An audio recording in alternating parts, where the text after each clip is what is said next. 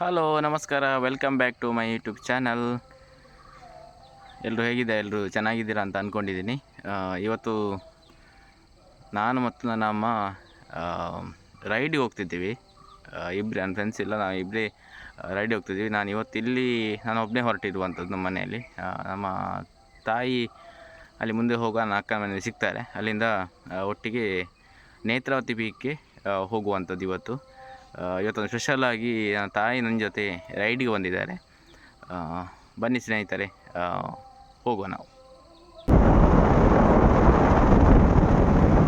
ನಮ್ಮ ಬೆಳ್ತಂಗಡಿ ಉಯ್ಯಲಗಟ್ಟೆ ರೋಡು ಮದ್ದಡ ಸೈಡಲ್ಲಿ ರೋಡ್ ವ್ಯವಸ್ಥೆಯಲ್ಲಿ ನಮಗೆ ಹೋಗ್ಲಿಕ್ಕೇ ಕಷ್ಟ.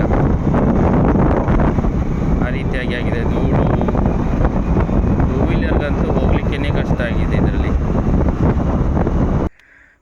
ನಮ್ಮ ನೇತ್ರಾವತಿ ಪೀಕ್ ರೈಡಿಗೆ ನನ್ನ ಜೊತೆ ನನ್ನ ಅಮ್ಮ ಕೂಡ ಇದ್ದಾರೆ. ಅವರು ಕೂಡ ಹೊರಟಿದ್ದಾರೆ ನೋಡಿ. ನನ್ನ ಅಮ್ಮ ಕೂಡ ನನ್ನ ಜೊತೆ ಇವತ್ತು ರೈಡಿಗೆ ಫಸ್ಟ್ ಟೈಮ್ ಬಂದಿರುವಂಥ ನೇತ್ರಾವತಿ ಪೀಕ್ಗೆ ತುಂಬ ಇಂಟ್ರೆಸ್ಟಿಂಗ್ ನನ್ನ ಜೊತೆ ಹೊರಟಿದ್ದಾರೆ, ನನ್ನ ಜೊತೆ ರೈಡಿಗೆ.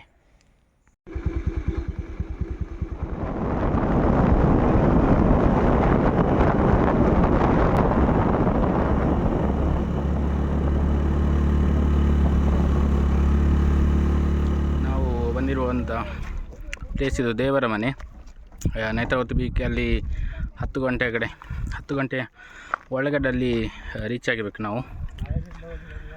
10 ಗಂಟೆ ನಂತರಲ್ಲಿ ಒಳಗೆ ಎಂಟ್ರೆನ್ಸ್ ಬಿಡಲ್ಲ ಅಲ್ಲಿ, ಯಾಕಂದರೆ ಅಲ್ಲಿ ಎಂಟ್ರಿಯಲ್ಲಿ ಅಲ್ಲಿಂದ 6 ಕಿಲೋಮೀಟರ್ ನಡ್ಕೊಂಡು ಟ್ರೆಕ್ಕಿಂಗ್ ಇರುವಂಥದ್ದು. ಅದಕ್ಕೋಸ್ಕರ ಅಲ್ಲಿ ಒಳಗೆ ಬಿಡಲ್ಲ. 10 ಗಂಟೆ ಒಳಗೆ ಹೋಗಬೇಕು ಬೆಳಿಗ್ಗೆ.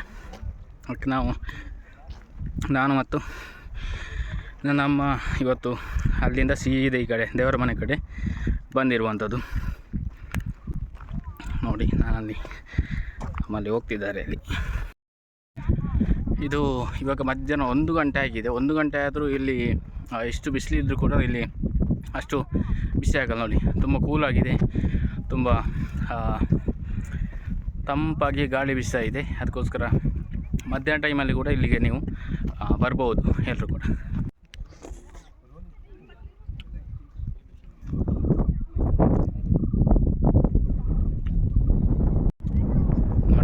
ಎಷ್ಟು ಮಧ್ಯಾಹ್ನ ಬಿಸಿಲಾದರೂ ಎಷ್ಟು ಜನ ಬಂದಿದ್ದಾರೆ ಇಲ್ಲಿಗೆ. ದೇವರ ಮನೆ ತುಂಬ ಫೇಮಸ್ ಇರುವಂಥದ್ದು. ಅಲ್ಲಿ ಟೆಂಪಲ್ ಕೂಡ ಇದೆ. ಟೆಂಪಲ್ ಕೂಡ ತುಂಬ ಐತಿಹಾಸಿಕವಾಗಿರುವಂಥ ಟೆಂಪಲ್. ಮಧ್ಯಾಹ್ನ 1 ಗಂಟೆ ಆದರೂ ತುಂಬ ಜನ ಇಲ್ಲಿ ಬಂದು ದೇವರ ಮನೆಯ ವೀಕ್ಷಣೆಯನ್ನು ಮಾಡ್ತಿರುವಂಥದ್ದು.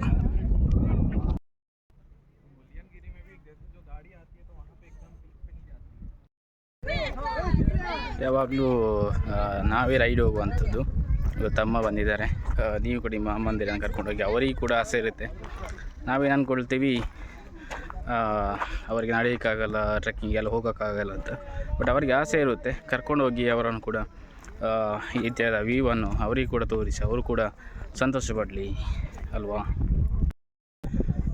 ಈ ಥರ ಎಲ್ಲ ಅವರನ್ನೆಲ್ಲ ಟ್ರೆಕ್ಕಿಂಗ್ ಈ ರೀತಿಯಾಗಿ ವ್ಯೂ ಪಾಯಿಂಟ್ ಕರ್ಕೊಂಡೋಗಿ ತೋರಿಸಿದರೆ ನಾವಿಲ್ಲಿ ಯಾಕೆ ಎಲ್ಲಿಗೆ ಹೋಗಬೇಕು, ಅಲ್ಲಿ ಹೋಗಬೇಕು, ಇಲ್ಲಿ ಹೋಗಬೇಕು ಅಂತ ನೋಡುವಂಥದ್ದು. ನಮ್ಮ ಹತ್ತಿರದಲ್ಲಿ ನಮ್ಮ ಚಿಕ್ಕಮಂಗ್ಳೂರು ಬೇಕಾದಷ್ಟು ಇದೆ ನಮಗೆ ವ್ಯೂ ಪಾಯಿಂಟ್ ನೋಡುವಂಥದ್ದು. ಅದೆಲ್ಲ ನಮಗೆ ಹತ್ತಿರ ಆಗಿ, ಅಂದರೆ ಜಾಸ್ತಿ ಟ್ರೆಕ್ಕಿಂಗ್ ಇಲ್ಲದು ಒಂದು ದೇವರ ಮನೆ, ಮತ್ತೊಂದು ರಾಣಿಜೇರಿ ಅಂತ. ಅಲ್ಲಿ ಎಲ್ಲಿ ಕೂಡ ಮೇಲ್ಗಡೆ ಹತ್ಕೊಂಡು ಹೋಗಲಿಕ್ಕೆ ಟ್ರೆಕ್ಕಿಂಗ್ ಅಂತ ಇಲ್ಲ, ಸ್ವಲ್ಪನೇ ಹತ್ತಲಿಕ್ಕೆ ಇರುವಂಥದ್ದು ಅಷ್ಟೇ. ನಮ್ಮ ಅಲ್ಲಿ ನಡ್ಕೊಂಡು ಬರ್ತಿದ್ದಾರೆ. 50 ದಾಟಿದ್ರೂ ಕೂಡ ಅವ್ರಿಗೊಂದು ಇಂಟ್ರೆಸ್ಟ್ ಇಂಥದ್ದೆಲ್ಲ ಟ್ರೆಕ್ಕಿಂಗ್ ಹೋಗೋದ್ರಲ್ಲಿ. ಉಜಿರೆಯಲ್ಲಿ ಎಲೆಕ್ಟ್ರಿಕ್ ಲೈನ್ ಹೋಗಿದೆ. ಅದು ಲೈನ್ ಇಲ್ಲಿಂದ ಇಲ್ಲಿಂದ ಬೆಟ್ಟಾಗಿ ದೇವರ ಮನೆಯಾಗಿ ಆ ಕಡೆಯಿಂದ ಕೆಳಗಡೆ ಆ ಕಡೆ ಚಾರ್ಮಾಡಿಯಾಗಿ ಉಜಿರೆಯಾಗಿ ಆ ಕಡೆ ಮಂಗಳೂರಿಗೆ ಪಾಸ್ ಆಗಿರುವಂಥ ಎಲೆಕ್ಟ್ರಿಕಲ್ ಲೈನ್.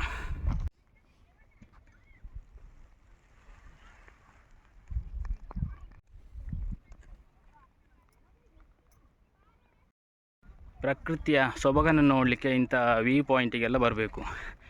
ಎಷ್ಟು ಸುಂದರ ನೋಡಿ. ಮನಸ್ಸಿಗೆ ಬಹಳಷ್ಟು ಆನಂದ ಆಗ್ತಿದೆ. ನಾವು ಮನೆಯಲ್ಲಿ ಕೂತು ಹೋಗ್ಲಿಕ್ಕಾಗೋದಿಲ್ಲ ಅಂತ ಹೇಳಿದರೆ ಏನೂ ಆಗಲ್ಲ. ಹೋಗಬೇಕು, ನಾವು ಹೋಗ್ತೀನಿ ಅನ್ನೋಂಥ ಛಲ ಇದ್ದರೆ ಈಗೆಲ್ಲ ನಾವು ಟ್ರೆಕ್ಕಿಂಗ್ ಆದರೂ ಎಷ್ಟು ದೂರ ಇದ್ದರೂ ಕೂಡ ನಮಗೆ ಹೋಗಲಿಕ್ಕಾಗುತ್ತೆ. ನನ್ನ ಜೊತೆಗಾರರು ಪ್ರತಿ ರೈಡ್ನಲ್ಲಿ ಕೂಡ ನನ್ನ ಜೊತೆ ಇದ್ದವರು ಇಬ್ಬರು ಫ್ರೆಂಡ್ಸ್. ಅವರು ಇವತ್ತಿಲ್ಲ. ಯಾವಾಗಲೂ ನಾವು ಎಲ್ಲಿ ಹೋಗಬೇಕಿದ್ರು ರೈಡ್ ಹೋಗಬೇಕಿದ್ರು ನಾವು 3 ಜನ ಒಟ್ಟಿಗೆ ಎಲ್ಲಿ ಹೋಗಬೇಕಿದ್ರು ರೈಡ್ ಹೋಗುವಂಥದ್ದು. ಇಬ್ಬರು ಕೂಡ ಬರಲಿಕ್ಕಾಗಿಲ್ಲ. ಅದೇ ಇವತ್ತು ನಾನು ಇಂಡಿವಿಜುವಲ್ ಆಗಿ ಒಬ್ಬನೇ ಬರಬೇಕು ಅಂತ ಅಂದ್ಕೊಂಡಿದ್ದು. ಆದರೆ ನನ್ನಮ್ಮ ನನ್ನ ಜೊತೆ ಬರ್ತೇನೆ ಅಂತ ಹೇಳಿದರು.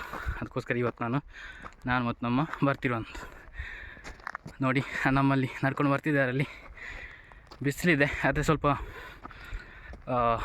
ತಂಪಾಗಿ ಗಾಳಿ ಬೀಸಿದೆ. ಅದಕ್ಕೋಸ್ಕರ ಅಷ್ಟೊಂದು ಆಯಾಸ ಆಗಲ್ಲ.